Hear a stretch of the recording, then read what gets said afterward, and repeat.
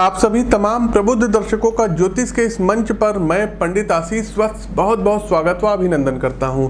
प्रिय दर्शकों, आज हमारी चर्चा का विषय रहेगा कि कर्क राशि के जो हमारे प्रबुद्ध जातक इस वीडियो को देख रहे हैं उनके लिए अप्रैल माह का राशिफल क्या कहता है। अप्रैल माह को आप लोग किस प्रकार से प्रभावी बनाएं।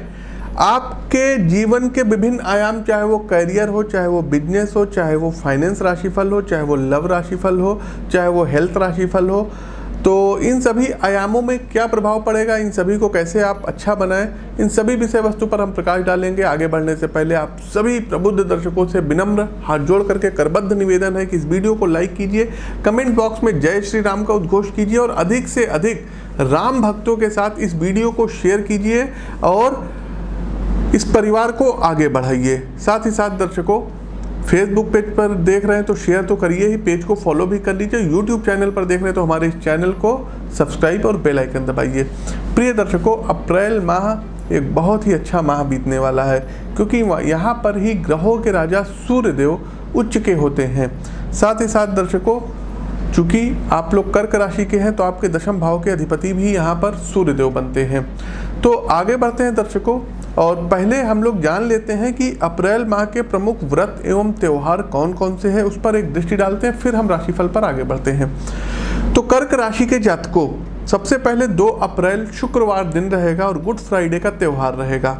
7 अप्रैल दिन बुधवार और पाप मोचनी एकादशी। प्रिय दर्शकों, इस समस्त जगत में किसी न किसी व्यक्ति से कोई ना कोई पाप अवश्य हुआ है, कोई ना कोई जीव गलती अवश्य ही करता है, तो उसके प्रायश्चित के लिए ही पाप मोचनी एकादशी है। यथा नामे तथा गुणे, पाप मोचनी मतलब आपके समस्त पापों को हर लेने वाली एकादशी। तो पाप मोचनी एकादशी का आप लोग उपवास करिए, व्रत करिए। और 7 अप्रैल को है, आप लोग ये डेट नोट कर लीजिएगा। साथ ही साथ 9 अप्रैल को प्रदोष व्रत है, 11 अप्रैल को अमावस्या है। 13 अप्रैल की यदि हम बात करें, मंगलवार दिन रहेगा और चैत्र मास प्रतिपदा तिथि रहेगी और हिंदू नववर्ष रहेगा। तो आप सभी प्रबुद्ध दर्शकों को एस्ट्रोविद आशीष परिवार की तरफ से हिंदू नववर्ष की ढेर सारी शुभकामनाएं। और इसी दिन 13 अप्रैल को चैत्र मास की नवरात्रि का प्रारंभ होगा और गुड़ी पड़वा भी रहेगा। 14 अप्रैल की यदि हम बात करें तो बैसाखी का पर्व है और मेष संक्रांति है। संक्रांति का सीधा सा आशय है दर्शकों सूर्यदेव के राशि परिवर्तन से। तो जैसे सूर्यदेव अभी मीन राशि में है तो इस समय मीन संक्रांति है, जैसे ही ये मेष राशि में आएंगे, एरीस में आएंगे, तब ये मेष संक्रांति कहलाएगी। तो 14 तारीख को सूर्यदेव का राशि परिवर्तन हो रहा है। 14 तारीख को ही सेनापति मंगल का भी राशि परिवर्तन हो रहा है। जो भी ये सब चीज़ें मंगल राहु के साथ युति बनी हुई थी, आगे उस पर भी हम बात करेंगे, तो इनसे भी जो है लोगों को राहत मिलेगी। 20 अप्रैल को अष्टमी का व्रत रहेगा। 21 अप्रैल को रामनवमी रहेगी। 23 अप्रैल कामदा एकादशी रहेगी। 24 अप्रैल को प्रदोष व्रत रहेगा। 25 अप्रैल को महावीर जयंती रहेगी। 26 अप्रैल को दर्शकों फुल मून अर्थात पूर्णिमा का उपवास रहेगा। जो भी हमारे प्रबुद्ध दर्शक, जी हाँ, जिनको भी हमने फुल मून का उपवास बताया हुआ है, उनको 26 अप्रैल को पूर्णिमा का है तो 26 अप्रैल को ही आपको पूर्णिमा का व्रत रहना पड़ेगा। साथ ही साथ कोशिश कीजिएगा नमक का सेवन मत करिए। अगर आप लोग कर्क राशि के हैं और आपके जीवन में धन से संबंधित कुछ बाधाएं आ रही हैं तो फुल मून पूर्णिमा वाले दिन चांदी के पात्र में दूध में मिश्री घोल करके और चंद्रदेव को अर्घ देने से आपकी सभी समस्याएं स्वतः खत्म हो जाएंगी धन संबंधी। 27 अप्रैल की यदि हम बात करें दर्शकों तो हनुमान जी की जयंती है, मंगलवार दिन रहेगा। आप सभी प्रबुद्ध दर्शकों से निवेदन है कि एक बार इस वीडियो को लाइक कीजिए, कमेंट बॉक्स में जय श्री राम का उद्घोष कीजिए और इस वीडियो को अधिक से अधिक राम भक्तों तक शेयर अवश्य कीजिए। आगे बढ़ते हैं दर्शकों, अभी हमने कहा था कि मंगल राहु की जो युति बनी हुई है, हमारी भविष्यवाणी दर्शकों आपने पिछले महीने भी देखी होगी। मंगल राहु का जो राशि परिवर्तन था उससे संबंधित भी हमने कहा था कि भारत में कोई आतंकवादी घटनाएं हो सकती हैं, विस्फोट से जुड़ी हुई कोई घटना हो सकती है। आप लोग पहले इस अंश को देखिए और सत्यता की आप लोग ही अब पुष्टि करिए। एक बात और बता दें दर्शकों, भारत के लिए बहुत ही ज़्यादा चुनौतीपूर्ण समय होगा। कोई बहुत बड़ी हिंसक घटनाएं घटित हो सकती हैं, विस्फोट से संबंधित कोई चीज़ भारत में देखने को मिलेगी, कोई आतंकवादी हमला हो सकता है। साथ ही साथ कहीं आपको जो है दिखाई पड़ेगा कि किसी का मर्डर हो गया अचानक से।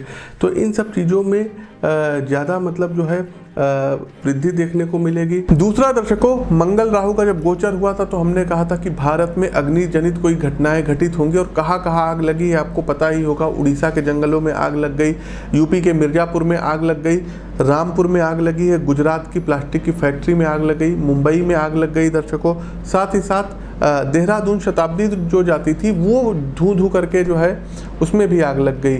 लखनऊ शताब्दी की बात करें तो लखनऊ शताब्दी में भी अग्निजनित घटनाएं घटित हुई। किसी बड़े देश में आग की घटना घटित हो सकती है, जंगल में कहीं पर आग लग सकती है, चाहे वो अमेरिका हो, चाहे वो कनाडा हो, ऑस्ट्रेलिया हो, भारत में भी किसी जंगल में किसी वन में आग लगती हुई प्रतीत हो रही। तो ये सब देखिए दर्शकों भविष्यवाणी है। भूकंप के फिर झटके आ सकते हैं, कोई प्राकृतिक आपदाएं आ सकती हैं, तो इन सब चीज़ों से बचना रहेगा। आगे दर्शकों हमारी भविष्यवाणी थी कि देश में कोई विमान संबंधित दुर्घटनाएं घटित होंगी, वायुयान से संबंधित दुर्घटनाएं घटित होंगी। 17 मार्च को MiG-21 मध्य प्रदेश में क्रैश हो गया और हमारे एक जाबाज पायलट की शहादत हो गई। एग्जैक्ट नहीं, लेकिन में भी ये हद है, मतलब ये बिल्कुल सत्य है। आज चूँकि ये जो वीडियो बन रही है तो 11 तारीख है और ये वीडियो लगभग अपलोड होगी मान के चलिए 20-22 फरवरी में। तो कोई ना कोई वायुयान से संबंधित किसी देश में घटना हो सकती है। साथ ही साथ दर्शकों हमने शहनवाज हुसैन को लेकर के बताया था कि ये बिहार गवर्नमेंट में जिस प्रकार हमने बताया था नीतीश कुमार सत्ता में आएंगे, इनके बारे में भी बताए थे कि ये कोई डिप्टी सीएम या कैबिनेट मंत्री बन सकते हैं, और वो भी भविष्यवाणी हमारी सत्य हुई। आप उसका भी अंश देखिए। शहनवाज हुसैन जी की हम बात कर रहे हैं, बहुत हद तक के चांसेस हैं कि इनको बहुत अच्छा कोई पद बिहार में दिया जाए, में भी ये डिप्टी सीएम बन सकते हैं अथवा ये कैबिनेट मंत्री रैंक में हो सकते हैं। भूकंप को लेकर के कर्क राशि के जातकों हमने क्या बताया था कि कहाँ कहाँ भूकंप आएगा, आप लोग वो भी अंश देखिए। और एक बात और बताएंगे, आप लोग थोड़ा सा सतर्क रहिएगा क्योंकि 28 फरवरी के पहले पहले कोई एक बहुत तगड़ा भूकंप भारत में आ सकता है। पाकिस्तान हो गया, अफगानिस्तान का क्षेत्र हो गया, नेपाल हो गया, चाइना का कुछ क्षेत्र हो गया, अरुणाचल प्रदेश हो गया, इंडिया की यदि हम बात करें अरुणाचल प्रदेश हो गया, हिमाचल हो गया, आपका क्या कहते हैं चंपारण साइड में भूकंप आ सकता है, उत्तराखंड में आपका भूकंप आ सकता है, दिल्ली भूकंप से कांप सकती है। और दर्शकों एक बात बताना चाहेंगे, जम्मू हो गया, लद्दाख का क्षेत्र हो गया, यहाँ भूकंप आ सकता है और बहुत तगड़ा भूकंप आएगा। तो थोड़ा सा आप लोग आगाह रहिएगा, स्वस्थ रहिएगा, सुरक्षित रहिएगा। ये सभी भविष्यवाणियाँ हमारे फेसबुक पेज, हमारे यूट्यूब के चैनल एस्ट्रो विद आशीष पर अपलोड है।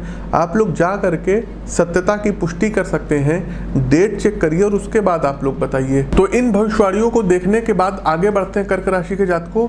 एक बात और बताना चाहेंगे, प्रस्तुत राशिफल आपकी चंद्र राशि व आपकी नाम राशि दोनों पर संयुक्त रूप से आधारित है। प्रिय दर्शकों, लाखों करोड़ों लोगों की कर्क राशि है। आपके वास्तविक जीवन में क्या चल रहा है ये आपकी जन्म पत्रिका को देखने के उपरांत ही पता चलेगा। जन्म पत्रिका का विश्लेषण करवाने के लिए स्क्रीन के दिए गए नंबरों पर आप लोग फ़ोन कर सकते हैं अथवा व्हाट्सएप पर मैसेज भेज सकते हैं। हमारे संस्थान की तरफ से आपको रिप्लाई आएगा और मात्र 999 में दर्शकों, जी हाँ 999 में अपनी जन्म कुंडली से संबंधित सॉफ्ट कॉपी अपने ईमेल, अपने व्हाट्सएप या अपने गूगल ड्राइव पर आप लोग मंगा सकते हैं। प्रिय दर्शकों, लाइक करिए, शेयर कीजिए, कमेंट बॉक्स में जय श्री राम का उद्घोष कीजिए। कर्क राशि के जातकों कैरियर और कार्यक्षेत्र के लिहाज से कैसा रहेगा अप्रैल माह? तो कर्क राशि के जातकों आप लोग इमोशनल बहुत ज़्यादा रहते हैं। महीने की शुरुआत आपकी बहुत ही अच्छी रहेगी और आप अपने काम को बहुत ही अच्छे तरीके से और प्रोफेशनल तरीके से करेंगे और उसको उसके अंजाम तक पहुंचाएंगे। लेकिन एकादश भाव में दसम भाव के स्वामी मंगल के राहु के साथ युति करने से आपका टकराव कुछ वरिष्ठ अधिकारियों से हो सकता है, कुछ पूंजीपतियों से हो सकता है। हालांकि कुछ समय बाद ये स्थिति सुधर जाएगी, तब आपको कोई परेशानी नहीं होगी, लेकिन फिर भी कुछ समय के लिए आप पर काम का बोझ, बॉस की डांट और अतिरिक्त दबाव बना रहेगा, जिससे मानसिक तनाव आपके ऊपर हावी हो सकता है। तो इस दबाव को, इस तनाव को अपने ऊपर हावी होने देने से बचना रहेगा, तभी आप अपने कार्य क्षेत्र में अच्छा प्रदर्शन कर पाएंगे और कामयाब होंगे। साथ ही साथ बुद्धि आप बहुत ही अच्छी यूज करेंगे। आपकी कम्युनिकेशन स्किल पिछले महीने की अपेक्षा इस महीने बेहतर रहेगी और अपनी कम्युनिकेशन स्किल के बल पर आप लोग एक अच्छा लाभ ले पाएंगे। साथ ही साथ कार्यक्षेत्र में 14 तारीख के बाद से सूर्यदेव का जब राशि परिवर्तन होगा और आपके दसम भाव में सूर्यदेव जब उच्च के हो जाएंगे और गोचर करेंगे, तो दर्शकों इतना मानिए कि कोई नई प्रशासनिक नौकरी आपके हाथ में आ गई होगी। कर्क राशि के हैं, कोई रिजल्ट आने वाला है प्रशासनिक सेवा से रिलेटेड, यूपीएससी का रिजल्ट है या यूपीपीएससी का रिजल्ट है, तो निश्चित तौर पर आप लोगों को इसमें लाभ प्राप्त होगा, आप लोगों का चयन हो सकता है। साथ ही साथ जो लोग बिजनेस करते हैं उनके लिए ये महीना बहुत ही अच्छा रहने वाला है। साथ ही साथ इस महीने आपकी उन्नति बहुत ही तेज़ी से होगी और आप अपने बिजनेस को एक नए आयाम पर ले जाएंगे, आगे बढ़ाएंगे। आपने जो परियोजनाओं में हाथ डाला था वो एक एक करके पूरी होंगी, जिससे आपके बिजनेस में आपका नाम भी बढ़ेगा और आपका काम भी तेज़ी से आगे बढ़ेगा। नए नए रेफरेंस, नए नए संपर्क नए व्यक्तियों से बढ़ेंगे, जो आपको जो है मतलब एक अच्छा रिस्पॉन्स मिलेगा। साथ ही साथ इस महीने किसी प्रभावशाली व्यक्तित्व के साथ आपका संपर्क हो सकता है, जो आपके बिजनेस में आपकी हेल्प करेंगे। कानूनन कार्यों में जो लोग हैं, जो लोग जुडिशरी से रिलेटेड हैं, उनके लिए ये महीना करियर में बहुत ही अच्छा रहने वाला है। कोई बहुत बड़े केस का आप लोग अपनी सूझबूझ से क्या कहते हैं जीतते हुए दिखाई दे रहे हैं। जुडिशरी से रिलेटेड कोई रिजल्ट आने वाला है तो आपके पक्ष में आ सकता है। तो कुल मिलाकर के करियर में 4 चांद इस महीने आपके लगेंगे। आगे बढ़ते हैं, कर्क राशि के जातकों आर्थिक राशिफल क्या कहता है। आर्थिक दृष्टिकोण से यदि हम बात करें तो महीने की शुरुआत थोड़ी सी अच्छी रहेगी। आपको किसी ऐसी जगह से भी धन मिलेगा जहां आपने कोई उम्मीद ही नहीं की थी। साथ ही साथ आपकी आर्थिक स्थिति एकदम से मजबूत हो जाएगी और आप अपने भविष्य की परियोजनाओं में धन निवेश को लेकर के आश्वस्त रहेंगे। साथ ही साथ आपका बिजनेस धन के मामले में सबसे ज़्यादा आपके लिए मददगार साबित होगा और आपको बिजनेस से अच्छे लाभ प्राप्त होंगे। देखिए 14 अप्रैल को मंगल जो है द्वादश भाव में चले जाएंगे, तो ऐसी संभावनाएं हैं कि आपको अपने काम के सिलसिले में फॉरेन जाना पड़ जाए। विदेश यात्राओं के योग बन रहे हैं और लंबी दूरी की यात्राओं के योग बन रहे हैं और इसमें आप लोग बहुत ज़्यादा व्यस्त रहेंगे। आपके खर्चे भी होंगे, घर परिवार के खर्चे ज़्यादा बढ़ेंगे, दवाओं पर खर्चे बढ़ेंगे, तो धन का एक हिस्सा दवाओं पर भी खर्च होता हुआ इस महीने दिखाई दे रहा है। साथ ही साथ आर्थिक स्थिति मजबूत रहेगी। आपने यदि किसी को पैसा उधार दिया और अभी तक नहीं लौटा रहे हैं, तो यदि आपने थोड़ा सा प्रयास कर लिया तो निश्चित रूप से आपका पैसा वापस हो जाएगा। कर्क राशि के जातकों स्वास्थ्य राशिफल क्या कहता है, तो स्वास्थ्य के दृष्टिकोण से यदि हम बात करें तो ये महीना मिश्रित परिणामदायक रहेगा। मंगल और राहु चूंकि एकादश भाव में, मंगल यहाँ 14 तक हैं, युति बनाए हुए हैं, तो ज्वाइंट से रिलेटेड कोई दिक्कत हो सकती है, आपके आंखों में कोई इन्फेक्शन हो सकती है, कान में इन्फेक्शन हो सकती है। साथ ही साथ आपकी जन्म कुंडली में पंचम भाव के स्वामी आपकी समस्याओं का कारण यहाँ बन सकते हैं, क्योंकि उन पर कई ग्रहों का प्रभाव होने से पेट से और लीवर से रिलेटेड भी कोई समस्याएं आपको परेशान कर सकती हैं। गैस हो गया, अपच हो गया, बदहजमी हो गई, पेट में जलन, सीने में जलन की इवन आपको शिकायत हो सकती है। महीने के उत्तरार्ध में आपको आंखों से संबंधित कोई पीड़ा हो सकती है, इसलिए थोड़ा सा ध्यान आपको देना होगा और जब भी ये सब पीड़ा हो तो उचित चिकित्सीय परामर्श आपको जाकर के लेना पड़ेगा। कर्क राशि के जातकों प्रेम व वैवाहिक संबंध आपका कैसा रहेगा, तो प्रेम व वैवाहिक संबंधों के लिए ये जो महीना है ये थोड़ा सा कमजोर नजर आ रहा है। पंचम भाव में केतु जो कि एक विच्छेदन कारक ग्रह है और केतु को कुजवत केतु कहा जाता है, मंगल के समान फल देने वाला केतु, और मंगल और राहु जो है, राहु की भी दृष्टि है और मंगल की भी दृष्टि है, तो प्यार में जो भी आपकी चीज़ें हैं वो बिखरती हुई दिखाई दे रही है। आप अपने प्रियतम के ऊपर कुछ शक कर सकते हैं और प्रेम संबंधों में आप दोनों लोगों के बीच तालमेल की कमी दिखाई पड़ रही है, भाषा का अभाव दिखाई पड़ेगा, टकराहट ज़्यादा बढ़ेगी। तो बेहतर यही रहेगा कि एक दूसरे से मिलने से परहेज करिएगा, बहुत ज़्यादा बातचीत मत करिएगा। आपके प्रेम संबंधों की बात आपके घर पर पता चल सकती है, जिसके कारण बहुत ही विवाद हो सकता है। मंगल देव का जब राशि परिवर्तन होगा तो थोड़े सकारात्मक प्रभाव आपको जो है मिल सकते हैं, सकारात्मक परिणाम आपको प्राप्त होंगे। साथ ही साथ कोशिश कीजिएगा कि अगर आपने कोई गलती की है तो सॉरी बोलने से कोई छोटा नहीं हो जाता है। महीने का पूर्वार्ध थोड़ा सा कठिन रहेगा, इसलिए महीने के पूर्वार्ध में 14 तारीख तक बहुत सावधानी से आगे बढ़िएगा। जो लोग सिंगल थे, महीने के उत्तरार्ध में किसी व्यक्ति से मिलने का मौका मिल सकता है। विवाहित जातकों के लिए ये महीना अच्छा रहेगा। सप्तम भाव में शनि और बृहस्पति की युति होने से आप और आपके जीवन साथी के बीच आपसी सामंजस्य अच्छा रहेगा और आपका जीवन साथी धार्मिक और जो है परोपकारिक विचारों से ओतप्रोत रहेंगे। 5 अप्रैल को देवगुरु बृहस्पति का जब ट्रांजिट हो जाएगा तो चीज़ों में और ज़्यादा अनुकूलताएं आती हुई दिखाई दे रही हैं। तो घर परिवार के मामलों में काफ़ी कुछ अच्छा रहेगा। आपके घर में किसी नए मेहमान का आगमन भी संभव है, कोई नई संतान भी आ सकती है और जीवन साथी के माध्यम से इस महीने आप कोई बिजनेस शुरू कर सकते हैं और उसमें आपको लाभ प्राप्त हो सकता है। वहीं आपके पारिवारिक संबंधों की बात करें तो आपके द्वितीय भाव में महीने की शुरुआत में मंगल की दृष्टि पड़ेगी और सप्तम भाव पर शनि का प्रभाव होगा, जिसकी वजह से कर्क राशि के जातकों को पारिवारिक जीवन में कुछ ना कुछ हलचल होती हुई दिखाई दे रही है। आपसी तालमेल का एक हल्का सा अभाव यहाँ पर बनता हुआ दिखाई दे रहा है। इसकी वजह से परिवार का वातावरण थोड़ा सा कलुषित और निराशाजनक हो सकता है। 5 अप्रैल के बाद से बृहस्पति के राशि परिवर्तन करते ही आपके दूसरे और चतुर्थ भाव पर पूर्ण दृष्टि जब देवगुरु बृहस्पति डालेंगे तब से आपके पारिवारिक माहौल सकारात्मक रूप में बदलेंगे और मंगल के जब राशि परिवर्तन हो जाएगा 14 तारीख को द्वादश भाव में चले जाएंगे तो आपके परिवार में सुख शांति बढ़ जाएगी। लोगों के प्रति एक दूसरे का प्यार देखते ही तब बनेगा। बड़े बुजुर्गों के आशीर्वाद से आप सभी कामों में यहाँ सफल होते हुए दिखाई दे रहे हैं। आपके छोटे भाई बहनों का सहयोग आपको प्राप्त होता हुआ दिखाई दे रहा है। कर्क राशि के जातकों इस महीने घर परिवार के साथ किसी धार्मिक यात्राओं पर जाने के योग बन रहे हैं। साथ ही साथ आपके काम में आपके भाई बहन कोई बहुत ही बड़ा महत्वपूर्ण योगदान दे सकते हैं। अंतिम पड़ाव आता है उपाय क्या करना है। तो देखिए, उपाय के तौर पर यहाँ हम बताना चाहेंगे कि हो सके तो शनिवार वाले दिन सुंदरकांड का पाठ करिएगा और प्रतिदिन हनुमान चालीसा का पाठ करिएगा।